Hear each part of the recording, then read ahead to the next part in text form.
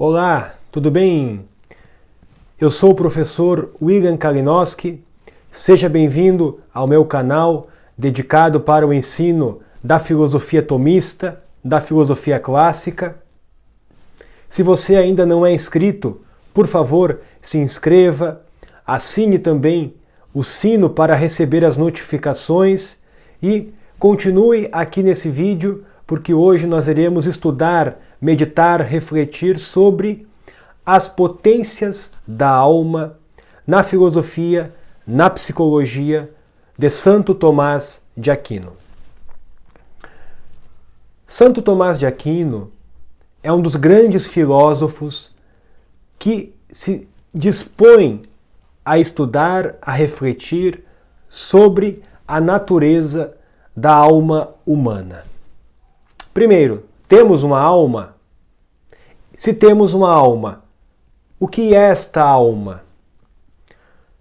Santo Tomás de Aquino afirma, seguindo Aristóteles, que temos uma alma, realiza uma demonstração chamada de quia ou a posteriori, para demonstrar a partir dos efeitos da alma qual a sua natureza, e após dizer que realmente a alma existe, o doutor Angélico, seguindo também as pegadas de Aristóteles, define o que é a alma.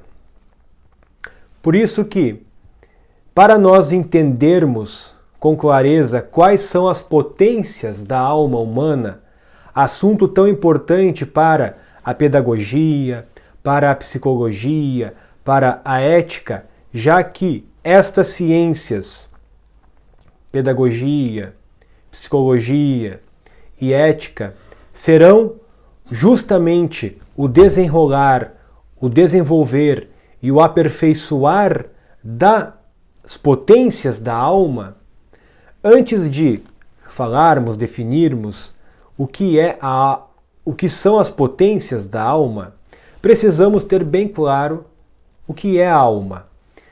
E Santo Tomás de Aquino, na primeira parte da Suma Teológica, a questão 75, artigo 1, ele define da seguinte maneira o que é a alma.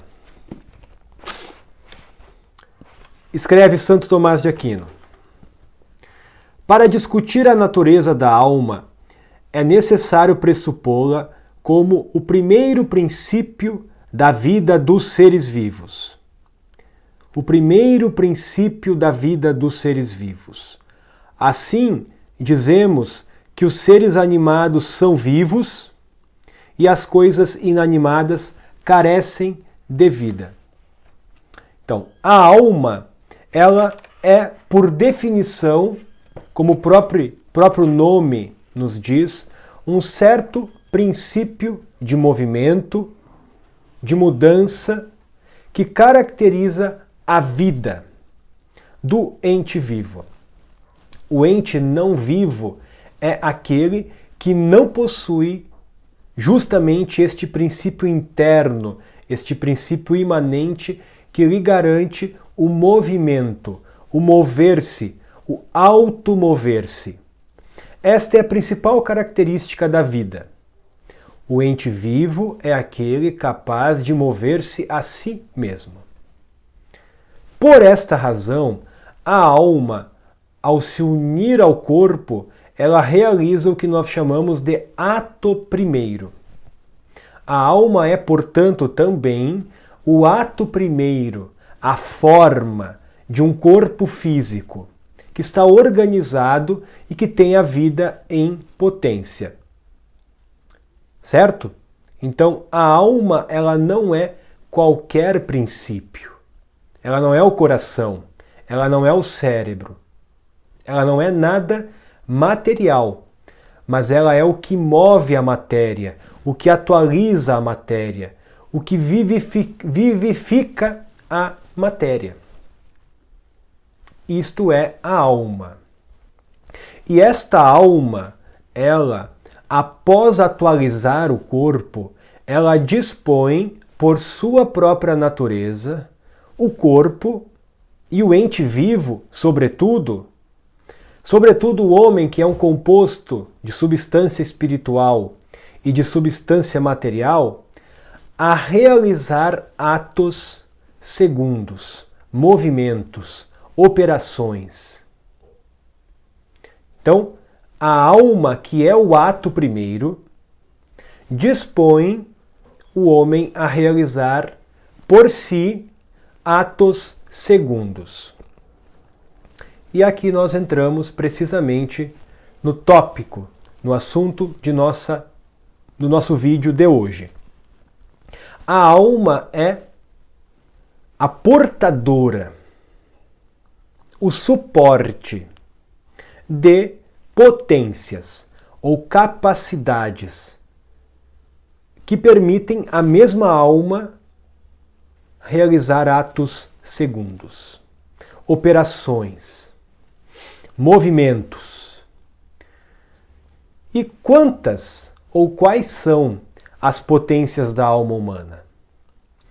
Santo Tomás de Aquino, tanto na Suma Teológica quanto na Suma contra os Gentios, ou no seu comentário ao De Anima de Aristóteles, e também nas suas famosas questões disputadas sobre a alma, ele reflete, medita sobre a natureza das potências da alma e sua quantidade. Na Suma Teológica, na questão 78 da primeira parte, Santo Tomás vai afirmar que existem 5 gêneros máximos de potências na alma humana. 5 gêneros, certo? E esses 5 gêneros, eles se dividem em muitas outras potências. As potências, elas variam conforme os princípios ativos ou aos objetos material ou específico que as determinam.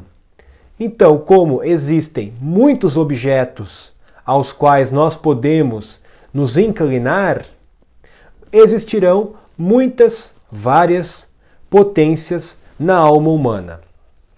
Mas 5 são os gêneros principais: potências vegetativas, potências sensitivas, potências locomotiva ou motriz, potências apetitivas e potências intelectivas.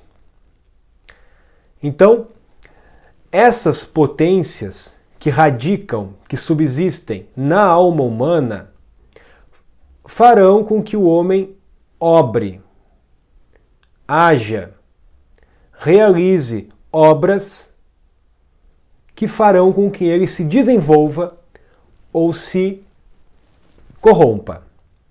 Como assim, professor? Se desenvolva ou se corrompa? Pois bem, cada ato dessas potências pode ser bom ou mal.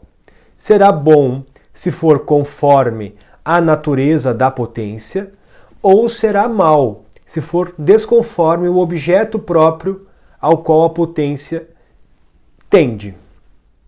Tá certo? Então, aqui nós entramos já num campo da virtude, do vício, que não é o assunto específico dessa aula de hoje.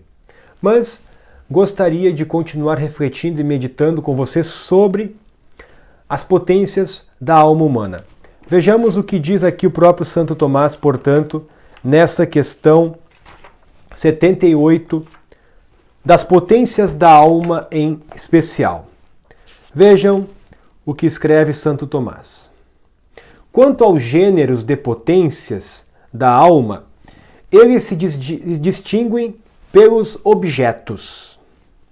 Pois, quanto mais elevada for a potência, tanto mais universal será o seu objeto. Ora, o objeto da operação da alma pode ser encarado sob tríplice ordem. Há uma potência que tem por objeto o corpo somente, unido à alma. E esse gênero de potências se chama vegetativo. As potências vegetativas. Pois a potência vegetativa só pode agir no corpo unida à alma. Há, porém, outro gênero de potências que visam um objeto mais universal, a saber, todo o corpo sensível, e não só o corpo unido à alma.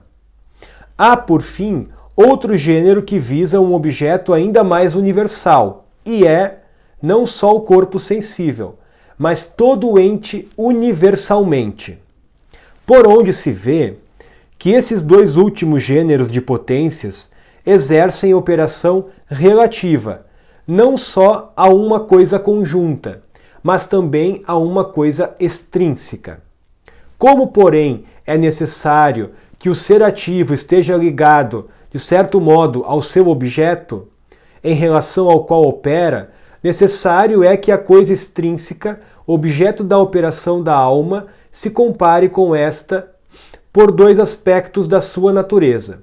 De um modo, por lhe ser natural estar unida à alma, e nesta estar pela sua semelhança. E, sob este aspecto, há dois gêneros de potência: o sensitivo, relativo ao objeto menos comum, que é o corpo sensível, e o intelectivo, relativo ao objeto comuníssimo, que é o ente universal. Estamos falando do apetite sensível e do apetite racional, que inclinam a alma para um objeto que está fora, no exterior, para o qual a alma tende, para o qual a alma se inclina. De outro modo, porém, enquanto a alma mesma se inclina e tende para a coisa exterior.